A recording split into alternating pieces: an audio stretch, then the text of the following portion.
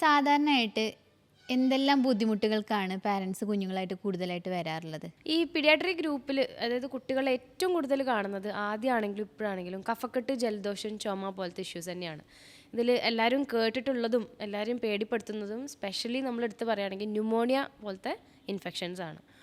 ഈ പലപ്പോഴും നമ്മൾ കഫക്കെട്ട് ചെറുതായി കാണുമെങ്കിലും അത് ഒട്ടുമിക്ക കേസസിലും ചിലപ്പോൾ മുന്നോടിയായിട്ട് വലിയൊരു ഡിസീസ് അല്ലെങ്കിൽ രോഗത്തിൻ്റെ ഒരു ലക്ഷണം മാത്രമാവാം. അപ്പോൾ എപ്പോഴും പാരൻസ് അത് ഇനീഷ്യൽ സ്റ്റേജിൽ കാണിക്കുക എന്നുള്ളതാണ് ഏറ്റവും ഇമ്പോർട്ടൻ്റ് ആയിട്ടുള്ളൊരു കാര്യം. ഇപ്പോൾ കുട്ടികൾക്ക് ഇപ്പോൾ സാധാരണ ഈ ഇൻഫെക്ഷൻസ് റിപ്പീറ്റഡ് ആയിട്ട് വരാം. ഇപ്പോൾ സ്പെഷ്യലി സ്കൂളിൽ പോകുന്ന ഏജ് ഗ്രൂപ്പ് ആണെന്നുണ്ടെങ്കിൽ, അല്ലെങ്കിൽ അംഗനവാടി പോകുന്നവരാണെങ്കിൽ അവർ സോഷ്യലി കോണ്ടാക്ട് ചെയ്യുന്നുണ്ട്, സംസാരിക്കുന്നുണ്ട്, കളിക്കുന്നുണ്ട്. അത് പാർട്ട് ഓഫ് ഡെവലപ്മെൻറ്റ് അല്ലേ, കുട്ടികളുടെ വളർച്ചേനെ അത് ഹെൽപ്പ് ചെയ്യുന്നു. പക്ഷേ ഈ ഒരു കോണ്ടാക്റ്റിലൂടെ അവർക്ക് ഇൻഫെക്ഷൻസും കോണ്ടാക്റ്റിൽ വരുന്നുണ്ട്. ദേ ഗെറ്റ് ഇൻഫെക്ഷൻസ് റിപ്പീറ്റഡ് ആയിട്ട് വൈറലും ബാക്ടീരിയലും കാര്യങ്ങൾ വരും. നമുക്ക് പലപ്പോഴും കേൾക്കുമ്പോൾ വൈറൽ പ്രോബ്ലം ആയിട്ട് തോന്നുമെങ്കിൽ കൂടി ബാക്ടീരിയൽ ഇൻഫെക്ഷൻസ് ആണ് എപ്പോഴും ഏറ്റവും സീരിയസ് ആയിട്ടുള്ളത്. അതിൽ പെട്ട ഒന്ന് തന്നെയാണ് ഈ ന്യൂമോണിയ പോലത്തെ കാറ്റഗറിയിലുള്ളത്. നമ്മൾ കുഞ്ഞുങ്ങളിൽ വളരെ പെട്ടെന്ന് അവർക്ക് കിട്ടാനുള്ള ചാൻസസ് കൂടുതലാണ്. പിന്നെ നമ്മൾ അത്ര സിമ്പിളായിട്ട് വിട്ട് കഴിഞ്ഞാൽ വലിയൊരു ഇതിലേക്ക് പോകാനുള്ള ചാൻസും ഉണ്ട്. അപ്പോൾ നമുക്ക് ഇത്തരം കാര്യങ്ങൾക്ക് നമുക്ക് എന്തൊക്കെ ഹോം റെമഡീസ് ചെയ്യാം, അല്ലെങ്കിൽ നമുക്ക് എന്താണ് നമ്മളിതിനെ പ്രിവെൻറ്റ് ചെയ്യാനായിട്ട് കൂടുതലായിട്ടും ശ്രദ്ധിക്കേണ്ട കാര്യങ്ങൾ എന്തൊക്കെയാണ്? ഇപ്പോൾ അത് പ്രിവെൻറ്റ് ചെയ്യാൻ ഉദ്ദേശിക്കുന്നത് നമ്മൾ ആദ്യം ഇത് സീരിയസ് ആണോ അല്ലേ എന്ന് ആദ്യം ശ്രദ്ധിക്കണം. കാരണം എന്താ വെച്ചാൽ ഇപ്പോൾ ചെറുതായിട്ടൊരു പനി വരെ കഫക്കെട്ട് തുടങ്ങുക സ്റ്റാർട്ടിങ് സ്റ്റേജ് ആണെങ്കിൽ ഓക്കെ, അപ്പം നമുക്ക് വീട്ടിൽ നിന്ന് നിയന്ത്രിക്കാം. പക്ഷെ അത് കുറച്ച് കഴിഞ്ഞിട്ടുണ്ട് ചിലരിൽ എന്ന് പറഞ്ഞാൽ ലക്ഷണങ്ങൾ വളരെ കുറവായിരിക്കും. ചുമ ഉണ്ടാവും, പക്ഷേ അത് കുറഞ്ഞ രീതിയിലല്ലേന്ന് വിചാരിച്ച് നമ്മൾ മൈൻഡാക്കാതെ പോയി കഴിഞ്ഞാൽ പിന്നീട് കഫക്കെട്ട് കൂടുതലായി കഴിഞ്ഞാൽ പുറത്തേക്ക് പേഷ്യൻസ് തന്നെ വന്ന് പറയും കുറുകൽ പോലെ ഉണ്ട്. കാരണം അവർക്ക് അത്രയും നമുക്ക് പുറത്തേക്ക് കേൾക്കൂ. അതിൻ്റെ ഒപ്പം നല്ല പനി ഉണ്ടെങ്കിൽ നമുക്കത് ന്യൂമോണിയ ആണോ അല്ലേ നമ്മൾ ഉറപ്പ് വരുത്തണം. സാധാരണ ചെറിയ രീതിയിലുള്ള കഫക്കെട്ടൊക്കെ ആണെന്നുണ്ടെങ്കിൽ നമ്മളിപ്പോൾ വീട്ടിൽ തുളസി ഒക്കെ ഇട്ടിട്ട് ആവി പിടിക്കുക. അതുപോലെ തന്നെ ഇപ്പോൾ ഒരു സ്പൂൺ തേനിൽ ഇപ്പോൾ നമ്മൾ പനിക്കൂർക്ക, അതേപോലെ തുളസി, ആടലോടകം ഇവയൊക്കെ ചൂടാക്കിയിട്ട് ഈ തേനിൽ ഒഴിച്ചിട്ട് കഴിക്കുക. ഇതൊക്കെയാണെന്നുണ്ടെങ്കിൽ നമ്മൾ ഉണ്ടായ ഈ ന്യൂമോണിയ അല്ലെങ്കിൽ എന്ത് ഇൻഫെക്ഷൻ ആണെങ്കിലും അവിടെ ഒരു ഇൻഫ്ലമേഷൻ വരികയാണ് ചെയ്യുന്നത്. അവിടെ സ്ഫൂട്ടം കൂടുതലായിട്ട് അടിയാണ്. അപ്പോൾ ഇത് ചെല്ലുന്ന സമയത്ത് എന്ന് പറഞ്ഞാൽ ഈ തുളസി, പനിക്കൂർക്ക, ആടലോടകമൊക്കെ ഒരു ആൻറ്റി ഇൻഫ്ലമേറ്ററിയാണ്. അതിനെ ഓപ്പോസ് ചെയ്യുന്ന സാധനങ്ങളാണ്. അപ്പോൾ ഇത് ചെല്ലുന്ന സമയത്ത് ആ കഫം ലയിപ്പിച്ച് കളയുകയും അപ്പോൾ അത് കാരണം ബുദ്ധിമുട്ട് കുറയുകയും ചെയ്യും. പിന്നെ അതുപോലെ കുട്ടികൾക്ക് പ്രധാനമായിട്ട് ചെയ്യാൻ പറ്റുന്നതാണ് നമുക്ക് ആവി പിടിക്കാം. അതിപ്പോൾ കുട്ടികളിലാണെങ്കിലും വലിയവരിലാണെങ്കിലും നമുക്ക് കൂടുതലായിട്ട് ആവി പിടിക്കുന്നത് നല്ലതാണ്. ആവി പിടിക്കുന്ന സമയത്ത് എന്ന് പറഞ്ഞാൽ നമ്മൾ ഒരു പിടി കല്ലുപ്പ് അല്ലെങ്കിൽ ഇപ്പോൾ തുളസീൻ്റെ ഇലയൊക്കെ ഇട്ട് പിടിക്കുകയാണെന്നുണ്ടെങ്കിൽ ഒന്നും കൂടെ ആ ശ്വാസകോശത്തിന് ആ സങ്കോച വികാസങ്ങൾ കൂട്ടാനൊക്കെ സഹായിക്കും. പക്ഷേ ഇതൊക്കെ ചെയ്യുമ്പോൾ നമ്മൾ ശ്രദ്ധിക്കേണ്ടത് എന്താ വെച്ചാൽ അതൊരു സീരിയസ് ആയിട്ടുണ്ടോ അല്ലെങ്കിൽ എത്ര ദിവസമായി തുടങ്ങി, സ്റ്റാർട്ടിങ് സ്റ്റേജിൽ മാത്രം ഇത്തരം ഇത് ചെയ്തു നോക്കുക. ഇല്ലയെന്നുണ്ടെങ്കിൽ നമ്മളൊരു ഡോക്ടറുടെ കൺസൾട്ടേഷൻ എടുക്കേണ്ടത് അത്യാവശ്യമാണ്. അത് ശ്രദ്ധിച്ചതിന് ശേഷം മാത്രം. നമുക്ക് പല കുട്ടികളും ആവി പിടിക്കാനോ അതിനൊന്നും തയ്യാറാവാത്ത കുട്ടികളുണ്ടായിരിക്കും. ആ സമയത്ത് നമ്മളിത് പരീക്ഷിച്ച് നിൽക്കാനുള്ള ഒരു ടൈം നമുക്കില്ല. അപ്പോൾ അത് നമുക്ക് പെട്ടെന്ന് തന്നെ കൺസൾട്ട് ചെയ്യുകയോ അതിൻ്റെ തീവ്രത കുറയ്ക്കാനോ നമ്മൾ പെട്ടെന്ന് ഒരു ഹോസ്പിറ്റലിൽ പോകേണ്ടത് അത്യാവശ്യമാണ്. ഇതല്ലാതെ നമുക്ക് വേറെ കാര്യങ്ങൾ ശ്രദ്ധിച്ചാൽ വരെ ഈ ഒരു സ്റ്റേജസ് കുറേ നമുക്ക് സ്റ്റോപ്പ് ചെയ്യാം കേട്ടോ. അതിൽ പെട്ടതാണ് ഈ കുട്ടികൾക്ക് ഇങ്ങനത്തെ ചെറിയ ജലദോഷമോ തൊണ്ടവേദന, സ്പെഷ്യലി തൊണ്ടവേദന ആയിരിക്കും ഫസ്റ്റ് സ്റ്റാർട്ട് ചെയ്യുക. കുട്ടി ഭക്ഷണം കഴിക്കാതെ കാണുമ്പോൾ പേരൻസ് കംപ്ലയിൻറ്റ് ചെയ്യുന്നതിന് പകരം ഫസ്റ്റ് ഒരു ത്രോട്ട്, അതായത് തൊണ്ട ഒന്ന് ടോർച്ചടിച്ച് നോക്കുക. ചെറിയ റെഡ്നെസ് ഉണ്ടെങ്കിൽ തൊണ്ടവേദന കൊണ്ടാണ് ഇതെന്നുള്ളത് ആദ്യം മനസ്സിലാക്കിയിട്ട് ബേക്കറി അതുപോലെ സ്വീറ്റ്സ് ഒരു 3 ഡേയ്സിന് സ്റ്റോപ്പ് ചെയ്താൽ തന്നെ ഒട്ടുമിക്ക കേസസിലും ഇത് ഇനീഷ്യൽ സ്റ്റേജിൽ തന്നെ നമുക്ക് സ്റ്റോപ്പ് ചെയ്യാം. നമുക്ക് ഈ വൈറൽ അല്ലെങ്കിൽ ബാക്ടീരിയൽ ഗ്രോത്ത് ഒക്കെ കുട്ടികൾ സാധാരണ മിഠായി കൂടുതൽ കഴിക്കും. വായ കഴുകുന്നതൊക്കെ കണക്കാണ്, നമുക്കറിയാം. എത്ര തന്നെ ഓറൽ ഹൈജീൻ നമ്മൾ ബ്രഷ് ചെയ്ത് കൊടുത്താലും കുട്ടിക്ക് പറ്റില്ല. അപ്പോൾ ഇത് ആ ഗ്രോത്തിനെ വളരെ ഫാസ്റ്റ് ആക്കും. പക്ഷേ ഈ ഒരു 3 ഡേയ്സ് നമ്മളത് കെയർ എടുത്തു കഴിഞ്ഞാൽ മേ ബി 4th ഡേ ഒരു സിംറ്റംസേ ഇല്ല. ഡോക്ടറുടെ ആവശ്യമോ നമ്മൾ പറഞ്ഞ പോലെ എന്തെങ്കിലും കുറുക്കുകൾ കഴിക്കുക അല്ലെങ്കിൽ ഇങ്ങനെ തിളപ്പിച്ച് കഴിക്കുക അതിൻ്റെ വരെ ആവശ്യം വരാതെ പോകും. പക്ഷേ ഈ ചെറിയ ചെറിയ മിസ്റ്റേക്സ് ആണ് നമ്മൾ ഈ ഒരു പോയിന്റ് വരെ പലപ്പോഴും എത്തിക്കുന്നത്. അതുപോലെ തന്നെ ഇപ്പോൾ നമ്മൾ ഈ പനി അല്ലെങ്കിൽ ചെറുതായിട്ട് തുടങ്ങുന്ന സമയത്ത് ദഹനം ഈസി ആക്കുന്ന ഭക്ഷണങ്ങൾ കഴിക്കാൻ ശ്രദ്ധിക്കുക. ഇപ്പോൾ ബ്രോസ്റ്റ്, ചിക്കൻ, ഇപ്പോഴത്തേക്ക് കുട്ടികൾക്ക് എല്ലാവർക്കും അത്തരം കാര്യങ്ങൾ കൂടുതലായിട്ട് ഇഷ്ടമുള്ളതാവും. ഈ ദഹനം മീൻസ് ദഹിക്കാത്ത ഭക്ഷണങ്ങൾ നമ്മൾ കഴിച്ചു കഴിഞ്ഞാൽ ശരീരം കൂടുതലായിട്ട് കോൺസെൻട്രേറ്റ് ചെയ്യുക ദഹിക്കാൻ വേണ്ടിയിട്ടാവും. ആ സമയത്ത് എന്ന് പറഞ്ഞാൽ ഈ ശ്വാസകോശത്തിൻ്റെ ബുദ്ധിമുട്ടുകൾ കൂടുകയാണ് ചെയ്യുക. കാരണം പ്രതിരോധശേഷി വർക്ക് ചെയ്യാത്തൊരവസ്ഥയിലേക്ക് വരും. അപ്പോൾ എന്ത് ചെയ്യുക, ദഹിക്കാൻ എളുപ്പമുള്ള കഞ്ഞി അല്ലെങ്കിൽ അങ്ങനത്തെ ഏറ്റവും ഈസിലി ദഹിക്കാൻ കഴിയുന്ന ഭക്ഷണങ്ങൾ നമ്മൾ കൊടുക്കാൻ ശ്രദ്ധിക്കുക. കാരണം കുട്ടികൾക്ക് എന്തായാലും അത് എന്താന്ന് പറയാൻ കഴിയില്ല. അപ്പോൾ നമ്മൾ കൊടുക്കുന്നത് രക്ഷിതാക്കളും കൂടെ ശ്രദ്ധിച്ചു കഴിഞ്ഞാൽ പെട്ടെന്ന് നമുക്ക് അസുഖങ്ങളിൽ നിന്ന് ശരിയാക്കി വരാം. പിന്നെ ഞാൻ ഏറ്റവും കൂടുതൽ ഹോസ്പിറ്റലിൽ പോയിട്ടുള്ള എൻ്റെ മോൾക്ക് എപ്പോഴും ദഹന പ്രശ്നങ്ങളായിരുന്നു. ഒന്നുകിൽ വോമിറ്റിങ് അല്ലെങ്കിൽ വയറുവേദന, ഡയറിയ പോലുള്ള പ്രശ്നങ്ങൾക്കായിരുന്നു കൂടുതലായിട്ട് പോയിട്ടുള്ളത്. അപ്പോൾ അത് എന്തുകൊണ്ടാണ് അത് ഇടയ്ക്കിടയ്ക്ക് അങ്ങനെ വരുന്നത്? നമ്മൾ അതിന് എന്തൊക്കെ കാര്യങ്ങളാണ് ശ്രദ്ധിക്കേണ്ടത്? ഇപ്പോൾ ദഹന പ്രശ്നങ്ങൾ വരിക എന്ന് പറഞ്ഞാൽ ഇപ്പോൾ നമ്മുടെ ശരീരത്തിൽ മൊത്തത്തിൽ കയലകളുണ്ട്. അതിപ്പോൾ നമ്മൾ പൊതുവിൽ എല്ലാവർക്കും അറിയുന്ന ഒരു കയല ടോൺസിൽസാണ്, തൊണ്ടയിൽ വീക്കം. അത് മാത്രമാണ് പൊതുവിൽ അറിയുക. പക്ഷേ അതുപോലെ നമ്മുടെ ശരീരത്തിൽ മൊത്തം ഉണ്ട്. അങ്ങനെ വയറിൽ കയലകൾ വീങ്ങുമ്പോഴാണ് ഈ ബുദ്ധിമുട്ടുകൾ വരിക.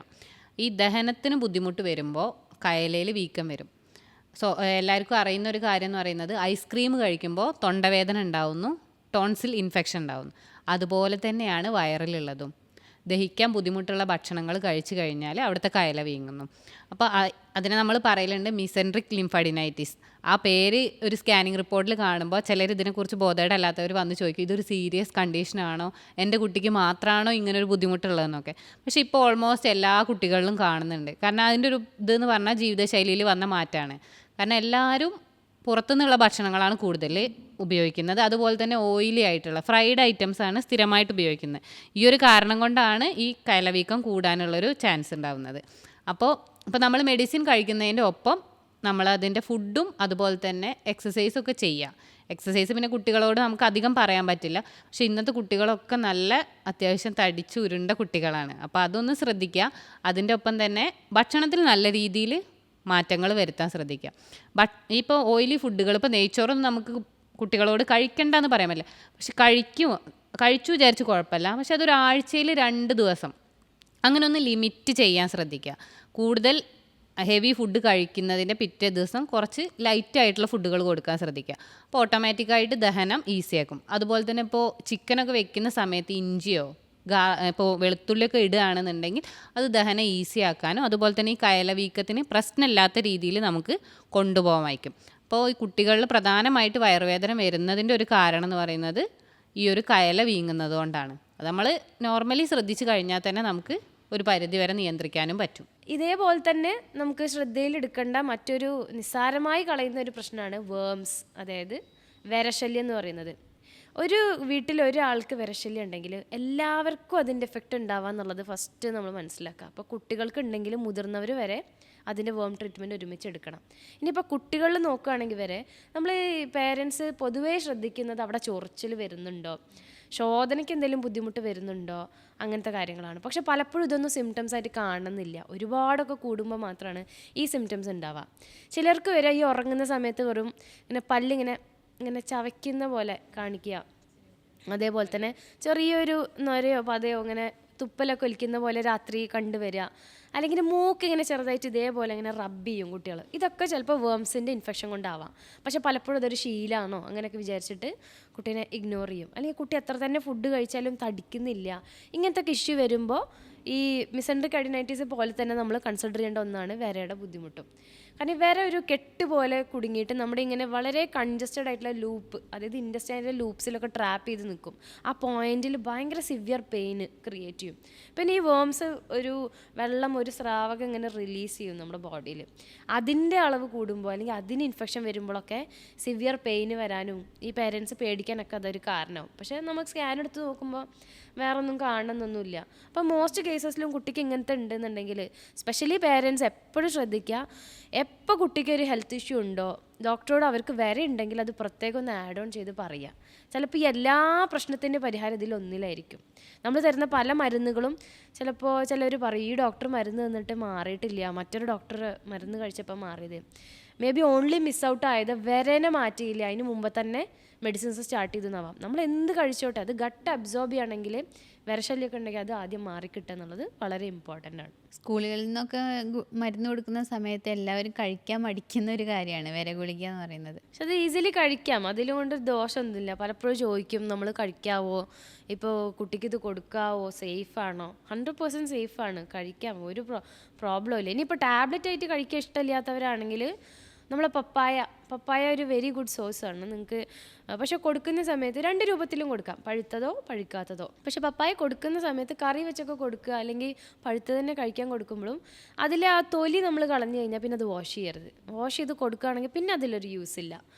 ഓൾറെഡി വാഷ് ചെയ്യുക, എന്നിട്ട് തൊലി കളയുക, എന്നിട്ട് കുട്ടിക്ക് കട്ട് ചെയ്ത് കൊടുക്കുക. ഇനിയിപ്പോൾ അത് കുക്ക് ചെയ്തിട്ടാണെങ്കിലും പഴുത്തതാണെങ്കിലും അങ്ങനെ ചെയ്താലും വളരെ നല്ലൊരു ഇഫക്റ്റ് നമുക്ക് കുട്ടികൾ കാണാം. അതുപോലെ തന്നെയാണ് ഇപ്പോൾ വിരേൻ്റെ ഗുളിക നമ്മൾ കൊടുത്തു, അല്ലെങ്കിൽ ഇപ്പോൾ മെഡിസിൻ എന്തെങ്കിലും എടുത്തു, അപ്പോൾ അതിൻ്റെ ഉള്ളിലുള്ള വിരകൾ നശിച്ചു പോയി. പക്ഷേ ഈ മലദ്വാരത്തിൻ്റെ അവിടെ ഈ വിരയുടെ മുട്ടകൾ നിൽക്കാറുണ്ട്.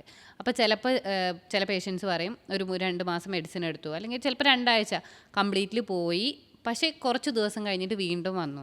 അത് ഈ മലദ്വാരത്തിൻ്റെ അവിടെയുള്ള മുട്ടയിൽ നിന്ന് പിന്നെ വിരിഞ്ഞു വന്നതാണ്. അപ്പോൾ ഈ സമയത്ത് എന്ന് പറഞ്ഞാൽ മെഡിസിൻ എടുക്കുന്നതിൻ്റെ ഒപ്പം തന്നെ ചുടുവെള്ളത്തിൽ ഉപ്പിട്ടിട്ട് അതിൽ ഈ കുട്ടീനെ ഒന്ന് ഇരുത്തുകയാണെന്നുണ്ടെങ്കിൽ ആ ഒരു പ്രശ്നത്തിന് നമുക്ക് പരിഹാരം കണ്ടെത്താൻ പറ്റും. അപ്പോൾ പിന്നീട് അത് മെഡിസിൻ കഴിയുമ്പോഴുള്ള വരെ വരുന്നു എന്നുള്ള ബുദ്ധിമുട്ടുകൾ ഇത് കാരണം കുറഞ്ഞു കിട്ടാറുണ്ട്. അതല്ല, ഇനി അത് റിക്കറൻറ്റ് ചെയ്ത് വരികയാണെങ്കിലും നിങ്ങൾക്ക് ഇങ്ങനെ കൺസൾട്ട് ചെയ്യുന്ന ഡോക്ടറുടെ ശ്രദ്ധയിൽ അത് പെടുത്താം. വളരെ സിവിയർ ആയിട്ട് ഇങ്ങനെ ഒരുപാട് എഗ്സൊക്കെ ഉണ്ടെങ്കിലും ഡോക്ടർ അതിനുള്ള പരിഹാരം അവർ കണ്ടുപിടിക്കും. അതിനനുസരിച്ച് മെഡിക്കേഷൻസും കാര്യങ്ങളൊക്കെ അവൈലബിൾ ആണ്. അതുപോലെ കുട്ടികളാവുന്ന സമയത്ത് കൂടുതലായും കാണപ്പെടുന്നതാണ് ഒരു തരത്തിൽ സ്കിൻ അലർജി, ചൊറിച്ചിലായിട്ടും ഇതായിട്ടൊക്കെ. അപ്പോൾ അത്തരം കാര്യങ്ങൾക്ക് നമ്മൾ ശ്രദ്ധിക്കേണ്ട കാര്യങ്ങൾ എന്തൊക്കെയാണെന്നൂടി പറയും. കുട്ടികൾക്ക് വരുന്ന പല സ്കിൻ പ്രോബ്ലത്തിലും പേരൻസ് ആദ്യം മനസ്സിലാക്കേണ്ടത് എന്താണെന്ന് വെച്ച് കഴിഞ്ഞാൽ, പല സ്കിൻ പ്രോബ്ലത്തിൻ്റെ ഒരു 90% രോഗങ്ങൾക്കും അവർക്ക് ട്രീറ്റ്മെൻറ്റ് ആവശ്യമില്ല. പലതും ചിലപ്പോൾ ചെറിയ ഇറിറ്റേഷനോ അല്ലെങ്കിൽ കോണ്ടാക്ട് ഡെർമറ്റൈറ്റിസ് പോലത്തെ എക്സിമ അങ്ങനത്തെ ഒക്കെ ഉണ്ടാകാം. അതായത് എന്തെങ്കിലും തട്ടി അതിനോട് സംബന്ധിച്ചുള്ള അലർജി വന്നു, അതൊരു 2-3 ദിവസത്തിൽ താഴ്ന്നു പോകുന്നു, അങ്ങനെ ആവാം. അല്ലെങ്കിൽ ചെറിയ കുരുക്കൾ വന്നു, ഒരു 2-3 ഡേയ്സ് വെയിറ്റ് ചെയ്യൂ, തനിയെ ചിലപ്പോൾ പോകും, അങ്ങനെ ആവാം. പക്ഷേ ചില രോഗങ്ങൾ റിപ്പീറ്റ് ചെയ്യുന്നുണ്ട്, കൂടുന്നുണ്ട്, അങ്ങനത്തെ ഇഷ്യൂസിൽ മാത്രമേ നമ്മൾ പേടിക്കേണ്ടതുള്ളൂ. അതിൽ ഏറ്റവും കൂടുതൽ കാണുന്ന എനിക്ക് തോന്നുന്നു ഈ കൊതു കടിക്കുമ്പോൾ വരുന്നു, പിന്നെ അത് പഴുക്കുന്നു എന്നുള്ള ഇഷ്യൂസ്. അങ്ങനത്തെ ഒക്കെ കേസസിലൊരു നോർമൽ മോയ്സ്ചറൈസർ ഉറങ്ങുമ്പോൾ തേച്ചാൽ തന്നെ ഒരു ഒട്ടുമിക്ക കേസസിലും ഇതിനൊരു പരിഹാരം ആവാറുണ്ട്. അല്ലെങ്കിൽ കുട്ടിക്ക് നന്നായി ഒന്ന് കുളിപ്പിക്കുക കാര്യങ്ങൾ ചെയ്താൽ തന്നെ ബോഡി ഒന്ന് തണുക്കുമ്പോൾ അത് ഓക്കെ ആവാറാണ് പതിവ്. വേറെ ട്രീറ്റ്മെൻറ്റ് ആവശ്യമില്ല. പക്ഷെ ചില കാര്യങ്ങളുണ്ട് നമ്മൾ ശ്രദ്ധിക്കേണ്ടത്. ഈ സ്ട്രെസ് ബ്ലിസ്റ്റേഴ്സ് എന്ന് പറഞ്ഞൊരു കാര്യം, നമ്മുടെ കയ്യിൻ്റെ അകത്തും കാലിൻ്റെ അടിയിലൊക്കെ ചെറിയ കുമിളകൾ പോലെ കുട്ടി പേടിക്കുന്ന സമയത്തോ അല്ലെങ്കിൽ വീണ് കഴിഞ്ഞതിന് ശേഷമൊക്കെ സ്കിൻ പ്രോബ്ലം വരിക എന്നൊക്കെ വളരെ റെയറായിട്ട് ആൾക്കാർ പറയും. അത് ഇത്രയും കോമൺ ആയിട്ടുള്ള ഒരു റീസണാണ്. അതായത് കുട്ടി പേടിക്കുന്നു, അതിൻ്റെ റെസ്പോൺസ് ആയിട്ട് ആ സ്ട്രെസ്സിൽ ബ്ലിസ്റ്റേഴ്സ് ഫോം ചെയ്യുന്നു. അതേപോലെ മറ്റു ചില ചൊറികളും ഉണ്ട്. ഇപ്പോൾ പേരൻസിന് അലർജി ഉണ്ട് വിചാരിക്കുക, ഞങ്ങളുടെ കുടുംബത്തിൽ ആർക്കും അലർജി ഇല്ല ഡോക്ടർ, പക്ഷേ കുട്ടിക്ക് മാത്രം സ്കിന്നിൻ്റെ അലർജിയാണ്. ഇത് എപ്പോഴും കേൾക്കുന്ന ഒരു ഡയലോഗാണ്. നമുക്ക് ഒരു അലർജി ഉണ്ടെങ്കിൽ നമ്മുടെ മക്കൾക്ക് 3 തരത്തിലുള്ള അലർജീസ് വരാം. റെസ്പിറേറ്ററി, അല്ലെങ്കിൽ വയറ് സംബന്ധിച്ച്, അല്ലെങ്കിൽ സ്കിന്ന് സംബന്ധിച്ച്. അതിൽ സ്കിന്നിൻ്റെ കാറ്റഗറി പലപ്പോഴും ഈ 2nd ജനറേഷനിലാണ് കണ്ടുവരുന്നത്. അപ്പോൾ അങ്ങനെ ഉണ്ടാകുമ്പോൾ എപ്പോഴും നിങ്ങൾ എന്തെങ്കിലും തേച്ചിട്ടൊക്കെ മാറിയിട്ടില്ലെങ്കിൽ ഇമ്മീഡിയറ്റ്ലി വേറെ ടോപ്പിക്കൽ ആപ്ലിക്കേഷൻസ് അല്ലെങ്കിൽ ക്രീംസ് ഓയിൻമെൻറ്റ്സ് യൂസ് ചെയ്യരുത്. ഉടനടി നിങ്ങൾക്ക് അലർജി ഉള്ളവരാണെങ്കിലും മാക്സിമം സ്കിൻ രോഗങ്ങൾക്ക് ഒരു ഡോക്ടറെ കൺസൾട്ട് ചെയ്യലാണ് ഏറ്റവും സേഫ്. അത് പല രൂപത്തിലായിട്ട് അതിൻ്റെ രൂപം മാറാം, ഇൻറ്റൻസിറ്റി കൂടാം, മറ്റു ബുദ്ധിമുട്ടിലോട്ടും പോവാം. അപ്പോൾ അങ്ങനത്തെ കേസസിൽ എപ്പോഴും ഡോക്ടറെ കൺസൾട്ട് ചെയ്താലേ സ്കിന്നിൻ്റെ കാര്യത്തിൽ നമുക്ക് പേടിക്കേണ്ടതാണോ അല്ലയോ എന്നുള്ളത് പലപ്പോഴും പറയാൻ പറ്റുള്ളൂ. ഈ സ്കിന്നുമായിട്ട് റിലേറ്റഡ് ആയിട്ടുള്ള ഒരു കാര്യം കൂടെ ചോദിക്കാണ്ട്, പല കുട്ടികളിലും കാലൊക്കെ ഇങ്ങനെ വിണ്ട് കീറിയ പോലെ പാടം ഇതായ പോലെ ഉണ്ടായിരിക്കും, അത്രയും ഇതായിട്ട് വന്നിട്ടുണ്ടായിരിക്കും. അപ്പോൾ ഇത് ചെറുപ്പത്തിലേ നമ്മൾ ശ്രദ്ധിച്ചു കഴിഞ്ഞാൽ വലുതാവുമ്പോൾ അവരെ ഡ്രൈനെസ് ഒക്കെ മാറ്റിയെടുക്കാൻ ഹെൽപ്പ് ചെയ്യും. ഇത് 2 കാറ്റഗറി ഉണ്ട്. ചിലവരുടെ ഒന്ന് ഡയറ്റും ഡീഹൈഡ്രേഷൻ അല്ലെങ്കിൽ അവരുടെ ഒരു സ്കിൻ ടെക്സ്ചർ നമ്മൾ തീരെ ശ്രദ്ധിക്കാത്തത് കൊണ്ട് ഇങ്ങനെ വരാം. അങ്ങനെയുള്ളവർക്കാവുമ്പോൾ മോയ്സ്ചറൈസറോ അല്ലെങ്കിൽ ഉറങ്ങുന്ന സമയത്ത് വാസ്ലിൻ തേച്ച് സോക്സ് ഇട്ട് കൊടുക്കുക, അല്ലെങ്കിൽ ഭക്ഷണത്തിൽ കൂടുതൽ പംകിൻ, ക്യാരറ്റ്സ്, അതേപോലെ തന്നെ അമരക്ക ഇതൊക്കെ കൊടുക്കുമ്പോൾ തന്നെ ചില കുട്ടികൾ ഇത് ഓക്കെ ആവാറുണ്ട്. പക്ഷെ മറ്റ് ചിലവരിൽ ഇത് ജന്മനെ ഉള്ളതാവാം, അവരുടെ സ്കിന്ന് അങ്ങനെ തന്നെയാണ്, അങ്ങനത്തെ ഒരു കാറ്റഗറി അവരിൽ നമുക്ക് പക്ഷെ മാറ്റാൻ കഴിയില്ല. അത് നമ്മൾ എപ്പോഴും അത് ക്ലീനാക്കി മെയിൻറ്റെയിൻ ചെയ്യലും അതങ്ങനെ കറക്റ്റ് ഹൈജീൻ മെയിൻറ്റെയിൻ ചെയ്യലും നിർബന്ധമാണ്. കാരണം സെല്ലുലൈറ്റിസ് പോലുള്ള ഇൻഫെക്ഷനൊക്കെ ഇങ്ങനത്തെ ക്രാക്സുകളിൽ നിന്ന് കുട്ടികൾക്ക് പിടിപെടാം. അതൊക്കെ വളരെ സീരിയസ് ഇൻഫെക്ഷൻസ് ആണ്, ഭയങ്കര പെയിൻഫുള്ളാണ്. അപ്പോൾ അങ്ങനത്തെ കാര്യങ്ങളിൽ ചില ഡോക്ടേഴ്സ് നമ്മൾ ഹെൽപ്ലെസ് ആണ്, നമുക്കൊന്നും ചെയ്യാൻ കഴിയില്ല. അവരുടെ ബോഡി നേച്ചർ തന്നെ ചിലപ്പോൾ അങ്ങനെയാണ്. അവർക്ക് തന്നെ കയ്യിലും ഉണ്ടാവാം ഒഴിച്ചിലൊക്കെ വരുന്നവർ. അത് ചിലവരിൽ ആ സ്കിൻ കാറ്റഗറി ആണെങ്കിൽ നമ്മളൊന്ന് ഡോക്ടറെ കൺസൾട്ട് ചെയ്ത് നോക്കിയാൽ മാറുന്നില്ല എന്ന് കണ്ടു കഴിഞ്ഞാൽ നമുക്ക് മേ ബി അത് വിടേണ്ടി വരും. മറ്റു ചിലവരിൽ പക്ഷേ ട്രീറ്റ്മെൻറ്റുകൾ അവൈലബിൾ ആണ്. അതെ, മെയിൻറ്റെയിൻ ചെയ്ത് പോകാൻ പറ്റും അല്ലേ, നമുക്ക് കൂടാതെ മെയിൻറ്റെയിൻ ചെയ്യൽ നിർബന്ധമാണ്. അല്ലെങ്കിൽ സെല്ലുലൈറ്റിസ് ഒക്കെ വന്നു കഴിഞ്ഞാൽ പ്രോബ്ലമായി മാറാം. പിന്നീട് ബുദ്ധിമുട്ടുകൾ ഉണ്ടാവും. ചില കുട്ടികളിലൊക്കെ ഞാൻ കണ്ടിട്ടുണ്ട് കാലുവേദനയാണ് അങ്ങനെ പറയാറ്. പണ്ടൊക്കെ നമ്മൾ മുതിർന്ന ആളുകളിലായിരുന്നു കാലുവേദന കണ്ടിട്ടുണ്ടായിരുന്നത്. ഇപ്പോൾ കുട്ടികളിലും അങ്ങനെ കൂടുതലായിട്ട് കാണുന്നുണ്ടോ ഡോക്ടറെ? ഇന്ന് ഒ പിയിൽ വന്നൊരു കേസ് പറയാം. വന്നിട്ട് പറഞ്ഞത് മുട്ടുവേദനയാണ്, അല്ലെങ്കിൽ കാലിൻ്റെ താഴത്തേക്ക് രാത്രി മാത്രമാണ് വേദന ഉള്ളത്. അതെന്താ വെച്ചാൽ കാൽഷ്യം അല്ലെങ്കിൽ വൈറ്റമിൻ ഡി കുറയുന്ന സമയത്താണ് ഈ വേദനകൾ വരുന്നത്. ഇപ്പോൾ എന്ന് പറഞ്ഞാൽ ഓൾമോസ്റ്റ് എല്ലാ കുട്ടികളിലും നമ്മൾ കാണുന്നുണ്ട്. കാരണം ഭക്ഷണം കഴിക്കുന്നില്ല, ഒന്നാമത്തത്. പുറത്തുനിന്നുള്ള ഫുഡ് മാത്രമേ കുട്ടികൾക്ക് പറ്റൂ, ഒന്ന്. പിന്നെ ഇവർ എന്താ, അപ്പോൾ ആ കുട്ടീനോട് ഇന്ന് ഞാൻ വന്ന കുട്ടീനോട് ചോദിച്ചു ഫുഡ് കഴിക്കാറുണ്ടെന്ന്. കുട്ടിയൊന്നും മിണ്ടുന്നില്ല. അപ്പോൾ കുട്ടീൻ്റെ ഉമ്മ പറയുന്നത് തീരെ കഴിക്കാറില്ല എന്നുള്ളതാണ്. അപ്പോൾ ഞാൻ ചോദിച്ചു ഇലക്കറികൾ, പച്ചക്കറികൾ. അപ്പോൾ ചോറന്നെ ഇപ്പോൾ കഴിക്കുകയാണെങ്കിൽ ജസ്റ്റ് എന്താ ഒന്നുമില്ലാതെ കഴിക്കാനാണ് ഏറ്റവും ഇഷ്ടം. ഇനിയിപ്പോൾ കൂടുകയാണെങ്കിൽ കറികളുടെ വെള്ളം മാത്രം കഴിക്കുന്നു. പക്ഷെ അതൊന്നും നമുക്കൊന്നും കിട്ടുന്നില്ല. അപ്പം അതാണ് നമ്മൾ ആദ്യം ശ്രദ്ധിക്കേണ്ടത്. വീട്ടുകാരെ ആദ്യം ശ്രദ്ധിക്കുക എന്താ വെച്ചാൽ പാലുൽപ്പന്നങ്ങൾ, അതുപോലെ മുട്ട, ഇലക്കറികൾ, പച്ചക്കറികൾ, ഇതൊക്കെ ധാരാളമായിട്ട് കൊടുക്കാൻ ശ്രദ്ധിക്കുക. ഇപ്പം നമ്മൾ കാൽഷ്യം ഇപ്പോൾ കുറവാണ്. അപ്പോൾ നമ്മളിപ്പോൾ കാൽഷ്യത്തിന് അല്ലെങ്കിൽ ആ വേദനയ്ക്ക് പറ്റിയൊരു മെഡിസിനൊക്കെ കൊടുത്തു. പക്ഷെ അത് അപ്പം ക്ലിയർ ആവും. പക്ഷെ അത് കുറച്ച് കഴിഞ്ഞാൽ വീണ്ടും ബുദ്ധിമുട്ടുകൾ വരും. കാരണം കുട്ടീൻ്റെ ബോഡിക്ക് ആവശ്യമായ കാൽഷ്യം കിട്ടുന്നില്ല. അപ്പോൾ നമ്മളത് ഫുഡിലൂടെ സപ്ലിമെൻ്റ് ആയിട്ട് എടുക്കുക തന്നെ വേണം. മീൻസ് ഉദ്ദേശിച്ചത് പുറത്തുനിന്ന് സപ്ലിമെൻ്റ് എടുക്കുന്നതിന് ഒരു ലിമിറ്റ് ഉണ്ട്. പിന്നെ ബോഡിക്ക് വേണമെന്നുണ്ടെങ്കിൽ നമ്മൾ ഭക്ഷണത്തിലൂടെ അത് കിട്ടുന്നെ വേണം. അപ്പോൾ അതെന്തായാലും ആദ്യം നോക്കേണ്ടതാണ്. ഇപ്പോൾ കുറേ കുട്ടികൾ പറയുന്നുണ്ട് പാൽ ഇഷ്ടമല്ല എന്നൊക്കെ. അതേപോലെ ഇപ്പോൾ ഞാൻ പാല് കുടിക്കാൻ പറഞ്ഞു കഴിഞ്ഞാൽ പേഷ്യൻസ് പറയുന്നതാണ് പാല് കുടിച്ചു കഴിഞ്ഞാൽ കഫക്കെട്ട് വരില്ലേ ഡോക്ടറിന്. പക്ഷേ അത് എല്ലാവരിലൊന്നും കാണുന്നില്ല. അതൊരു മുന്നത്തെ ആൾക്കാർ പറഞ്ഞത് നമ്മുടെ മനസ്സിൽ ഒരു കോട്ടായിട്ട് വന്ന് കിടക്കുകയാണ്. പാല് കുടിച്ചു കഴിഞ്ഞാൽ കഫക്കെട്ട് കൂടുന്നുള്ളത്. പക്ഷെ ചിലർക്കത് വരാറുണ്ട്. പാലെത്തുന്ന സമയത്ത് കഫക്കെട്ട് വരാറുണ്ട്. അങ്ങനെയുള്ളവരിൽ അത് കുറച്ച് ദിവസത്തേക്കോ, അല്ലെങ്കിൽ ചിലർക്ക് എന്ന് പറഞ്ഞാൽ ഈ പാലിൽ നമ്മൾ തിളപ്പിച്ച് കഴിഞ്ഞിട്ട് ഒരു സ്പൂൺ അല്ലെങ്കിൽ കുറച്ച് മഞ്ഞൾപ്പൊടി ഇട്ട് കഴിഞ്ഞാൽ ആ കഫക്കെട്ടിൻ്റെ ബുദ്ധിമുട്ടുണ്ടാവില്ല. അപ്പോൾ കൊടുത്തു നോക്കുക. ബുദ്ധിമുട്ടൊന്നും ഇല്ല എന്നുണ്ടെങ്കിൽ പാല് കൊടുത്തു വിചാരിച്ച് കുഴപ്പമില്ല. ഈ പാലും ഒന്നും എത്തിയിട്ടില്ല എന്നുണ്ടെങ്കിൽ നമുക്ക് കാൽഷ്യം കിട്ടുന്നില്ല. സപ്ലിമെൻ്റ് എടുക്കുന്നതിന് നമുക്കൊരു ലിമിറ്റ് ഉണ്ട്. കാരണം ഈ ചെറിയ കുട്ടികളിലെ നമ്മൾ ഇപ്പോഴേ സപ്ലിമെൻ്റ് എടുത്തു കഴിഞ്ഞാൽ ശരീരത്തിന് ആഗിരണം ചെയ്യാനുള്ളൊരു ശേഷി തന്നെ നഷ്ടപ്പെടുകയാണ്. കാരണം ശരീരത്തിന് വർക്ക് ചെയ്യാതെ കാൽഷ്യം കിട്ടിക്കഴിഞ്ഞു.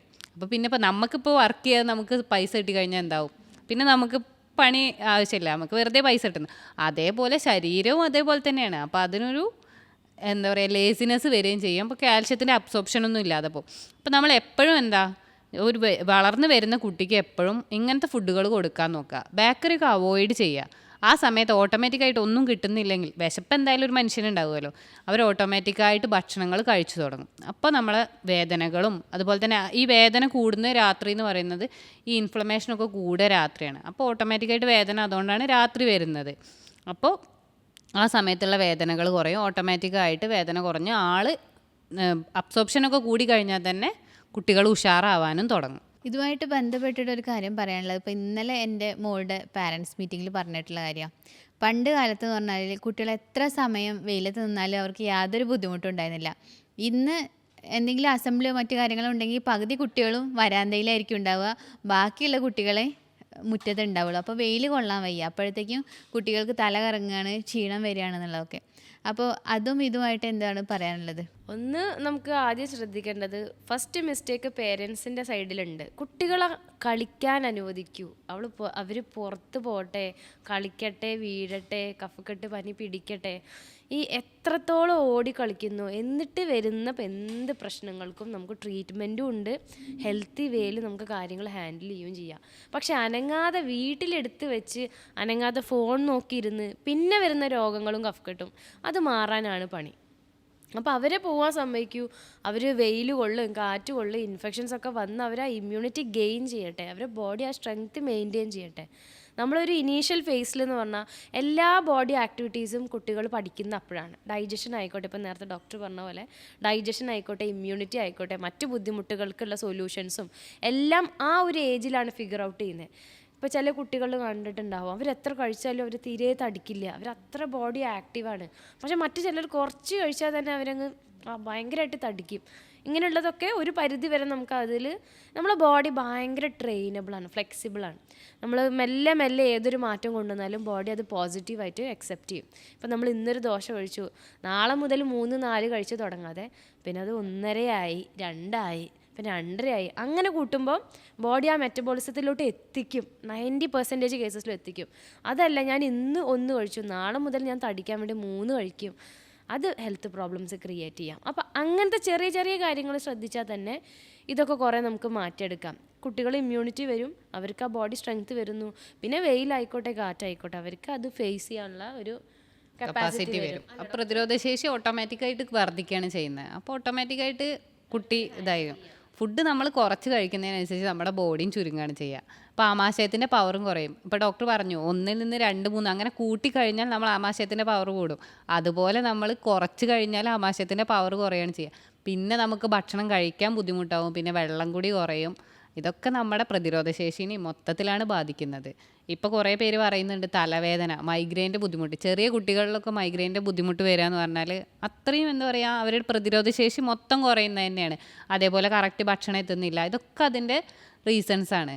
അപ്പോൾ ഒന്നാമത് ശ്രദ്ധിക്കുക, വീട്ടിൽ നിന്ന് നന്നായിട്ട് ശ്രദ്ധിക്കുക. അതിൻ്റെ ഒപ്പം നല്ല രീതിയിൽ ഭക്ഷണം കഴിക്കാനും. ഇപ്പോൾ എന്ത് അസുഖം കുട്ടികളിലുണ്ടെങ്കിലും പ്രതിരോധശേഷി ഉള്ള ഒരാൾക്ക് അസുഖം വരില്ല എന്നുള്ളതല്ല, പക്ഷേ അതിനെ തരണം ചെയ്യാനുള്ളൊരു പവർ ഉണ്ടാവും. അപ്പോൾ പിന്നെ മെഡിസിൻ നമ്മൾ ഒരു കുറഞ്ഞ രീതിയിൽ ആ കുട്ടിക്ക് സ്യൂട്ടായ ഒരു മെഡിസിൻ കൊടുത്താൽ മതിയാവും. മീൻസ് ഡോസ് കൂട്ടണ്ട, മീൻസ് അതിനൊരു ലിമിറ്റ് ഉണ്ടാവും. കാരണം ബോഡിക്ക് ഓൾറെഡി പ്രതിരോധശേഷി ഉണ്ടാവുമ്പോൾ ഇത് തീരെ ഇല്ലാത്തൊരവസ്ഥയിൽ നമുക്ക് അത് ബിൽഡ് ചെയ്ത് വരാമെന്ന് പറയുന്നതേ ഉള്ളൂ റിസ്ക്. അതേപോലെ പേരൻസ് ശ്രദ്ധിക്കേണ്ട, അല്ലെങ്കിൽ അവർ പറയുന്ന ഒരു എക്സ്ക്യൂസ്, ഇപ്പോൾ ഭക്ഷണം കഴിക്കാത്തതിനൊക്കെ അവർ പറയാനുള്ളൊരു എക്സ്ക്യൂസ് എന്ന് പറഞ്ഞു കഴിഞ്ഞാൽ, മോന് ലേസ് മാത്രമേ കഴിക്കൂ ഡോക്ടർ, ഞാനിപ്പോൾ എന്താ ചെയ്യുക, ആകെ ചോക്ലേറ്റ്സ് മാത്രമേ കഴിക്കൂ. നിങ്ങൾ വാങ്ങിക്കൊടുക്കാതെ ഒരിക്കലും കുട്ടികളുടെ കയ്യിൽ പൈസ ഇല്ല, അവർക്കത് ചെന്ന് തനിയെ ഉണ്ടാക്കാനോ വാങ്ങാനോ കഴിയില്ല. അപ്പോൾ ആ ഒരു പവർ എപ്പോഴും പേരൻസിൻ്റെ കയ്യിലാണ്, നിങ്ങൾ മറന്നു പോകരുത്. നിങ്ങൾ കൊടുക്കുമ്പോൾ തന്നെ അത് കൺട്രോൾ ചെയ്തിട്ട് കൊടുക്കുക. ഇപ്പോൾ സ്വീറ്റ്സിൽ നമുക്ക് പുറത്തുനിന്ന് വാങ്ങണമെന്നില്ലല്ലോ, വീട്ടിൽ പലഹാരങ്ങൾ ഉണ്ടാക്കിക്കോളൂ. ഈ കഫ്കട്ടൊക്കെ വരുന്ന കുട്ടികളുടെ പേരൻസ് പറയും ബേക്കറി ഒന്നും ഇല്ലാതെ കുട്ടി ഒന്നും കഴിക്കില്ല. ഞാൻ പറയും പലഹാരം ഉണ്ടാക്കൂ, വീട്ടിൽ എണ്ണയിൽ വറുത്തുണ്ടാക്കും, അങ്ങനെ കൊടുക്കരുത്. വീട്ടിലിപ്പോൾ ദിവസം നിങ്ങൾ എണ്ണ പൊരിച്ചാൽ വരെ പ്രശ്നമില്ല, പക്ഷെ പുറത്തത്തെ ഓയിൽ അത്ര ഹാംഫുൾ ആണ്. അത് ഒരേ ഓയിലാണ് നമ്മൾ വീണ്ടും വീണ്ടും വറുത്തെടുക്കുന്നത്. അത് ദഹനത്തിന് ബുദ്ധിമുട്ടാണ്. ആദ്യം പറഞ്ഞു ലിംഫഡിനൈറ്റിസ്, കയലവീക്കം വരാൻ ചാൻസ് ഉണ്ട്, ബേം കംപ്ലൈൻസ് ഒക്കെ കൂട്ടും. ഈ ദഹനം നടന്നിട്ടില്ല എന്നുണ്ടെങ്കിൽ ശരീരത്തിന് ഒരു പവറും ഇല്ല. അപ്പോൾ ശ്വാസകോശം ഓരോ അസുഖങ്ങൾ ഇങ്ങനെ വന്നുകൊണ്ടിരിക്കുകയാണ് ചെയ്യുക. അപ്പോൾ നമ്മൾ എന്താ പറയുക, ഭക്ഷണത്തിലൊക്കെ നല്ല രീതിയിൽ ക്രമീകരണം നടത്തുന്നതാണ് ഏറ്റവും നല്ലത്. ഭക്ഷണം എത്ര ഫോക്കസ് ചെയ്യാനുള്ള കാരണം എന്ന് പറഞ്ഞു കഴിഞ്ഞാൽ, നമ്മുടെ we are what we eat. നമ്മൾ എന്താണോ കഴിക്കുന്നത് അതാണ് നമ്മൾ. അപ്പം നമ്മുടെ ശരീരത്തിൽ ഏതൊരു പ്രവൃത്തിന് കോർ എന്ന് പറയുന്ന ന്യൂട്രിയൻസും പവറും കിട്ടുന്നത് ഭക്ഷണം തന്നെ. അപ്പോൾ ആ ഒരു ഫാക്ടർ നമ്മൾ കുറേ കൺട്രോൾ ചെയ്താൽ തന്നെ ബാക്കി എല്ലാത്തിനെയും നമുക്കൊരു മെച്ചപ്പെട്ടെടുത്താൽ. ഇതിൻ്റെ റൂട്ട് എപ്പോഴും നമ്മൾ കഴിക്കുന്നത് എന്താണോ, നമ്മൾ നേരെ ഉറങ്ങുന്നുണ്ടോ എന്നുള്ള ഈ 2 ഫാക്ടറാണ്. പിന്നെ മാത്രമാണ് ഇമ്മ്യൂണിറ്റി ഒക്കെ ഇതിൽ നിന്നാണ് തുടങ്ങുന്നത്. ഗട്ട് ഹെൽത്തിൽ നിന്നും നമ്മൾ കഴിക്കുന്ന ഭക്ഷണത്തിൽ നിന്ന് നമ്മൾ എത്രത്തോളം നമ്മുടെ ബോഡിക്കും ബോൺസിനും ഇമ്മ്യൂണിറ്റി ഉള്ള സെൽസിനും സ്ട്രെങ്ത് കൊടുത്തു എന്നനുസരിച്ചിട്ടാണ് പിന്നെ വരുന്നത്. ബേസിക്കലി ഫസ്റ്റ് ഡോക്ടർ പറഞ്ഞ പോലെ തന്നെ ഭക്ഷണം എന്ത് കഴിക്കുന്നു, അതെങ്ങനെ കഴിക്കുന്നു, ഏത് രീതിയിൽ അതിനെ മുന്നോട്ട് കൊണ്ടുപോകുന്നു എന്നുള്ളത്. ഭക്ഷണം അത്ര ഇമ്പോർട്ടൻ്റ് ആണെന്നുള്ളത് നമുക്ക് മനസ്സിലായി. ഇനി എന്തെല്ലാം കാര്യങ്ങൾ കൂടി നമ്മൾ ഭക്ഷണത്തിൽ ഉൾപ്പെടുത്തണം എന്ന് പറയുകയാണെങ്കിൽ കുറച്ചുകൂടെ ക്ലിയർ ആവുമായിരുന്നു. ഫുഡിൽ കൂടുതൽ ഫോക്കസ് ചെയ്യേണ്ടത് ഡോക്ടർ പറഞ്ഞ പോലെ തന്നെ കാൽഷ്യം, വൈറ്റമിൻ ഡി, അതിൻ്റെ ഫുഡ്സ് മസ്റ്റായിട്ട് ഇൻക്ലൂഡ് ചെയ്യുക. മിൽക്ക് പ്രൊഡക്ട്സ്, അതേപോലെ തന്നെ ലിവർ, അതേപോലെ മീറ്റ് കഴിക്കുന്നവരാണെങ്കിൽ റെഡ് മീറ്റും ചിക്കനും മുട്ടയും ഒക്കെ കുട്ടികൾക്ക് കൊടുക്കുക. ഇപ്പോൾ കഫ്കട്ട് ഉണ്ടോ, കുറച്ച് ദിവസത്തേക്ക് നിങ്ങൾ പാല് നിർത്തിക്കോളൂ, ഒരു 2-3 ദിവസത്തേക്ക് മാത്രം. അല്ലെങ്കിൽ പാലിൻ്റെ കൂടെ കുറച്ച് മഞ്ഞൾ ചേർത്തിട്ടോ അല്ലെങ്കിൽ പാലിൽ കുറച്ച് വെള്ളം ചേർത്തിട്ടോ നിങ്ങൾക്ക് കുട്ടിക്ക് കൊടുക്കാം. കട്ടത്തൈരാണ് ഇങ്ങനത്തെ സന്ദർഭങ്ങളിൽ നമ്മൾ കുറയ്ക്കേണ്ടത്. ബാക്കി എല്ലാ മിൽക്ക് പ്രൊഡക്ട്സും നിങ്ങൾക്ക് ആ സമയത്ത് പോലും കൊടുക്കാവുന്നതാണ്. ഇപ്പോൾ വൈറ്റമിൻ ഡി ഫോക്കസ് ചെയ്തിട്ട് കൂനൊക്കെ കൊടുക്കുക. മഷ്റൂംസ് വളരെ നല്ല സോഴ്സാണ്. ചെറു മത്സ്യങ്ങൾ, നല്ല നെയ്യുള്ള മീനുകൾ, അങ്ങനത്തെ ഒക്കെ നിങ്ങൾക്ക് യൂസ് ചെയ്യാം. Green leafy vegetables. പലപ്പോഴും പേരൻസ് പറയും പച്ചക്കറി കുട്ടി കഴിക്കുന്നില്ല. അങ്ങനത്തെ സാഹചര്യങ്ങളിൽ ഞാൻ എപ്പോഴും പാരൻസിനോട് പറയാറുള്ളതാണ്, പാസ്ത ഉണ്ടാക്കൂ, അതിൻ്റെ കൂടെ അത് സോസായിട്ട് ഇട്ട് കൊടുക്കൂ, മിക്സ് ചെയ്ത് കൊടുക്കൂ, എന്തായാലും കുട്ടി കുറച്ച് മൈദയൊക്കെ കഴിക്കും. അപ്പോൾ ആ രീതിയിൽ കഴിച്ചോട്ടെ. പിന്നെ ഇപ്പോഴാണെങ്കിൽ മില്ലറ്റിൻ്റെ പാസ്ത അങ്ങനത്തെ ഒക്കെ ഈസിലി അവൈലബിൾ ആണ്. And they are very tasty. Market വളരെയധികം പുരോഗമിച്ചു. അങ്ങനെയൊക്കെ ചെയ്യാം. അതൊരു ഒരു സെക്ഷൻ നമ്മുടെ കാൽഷ്യം, വൈറ്റമിൻ ഡി.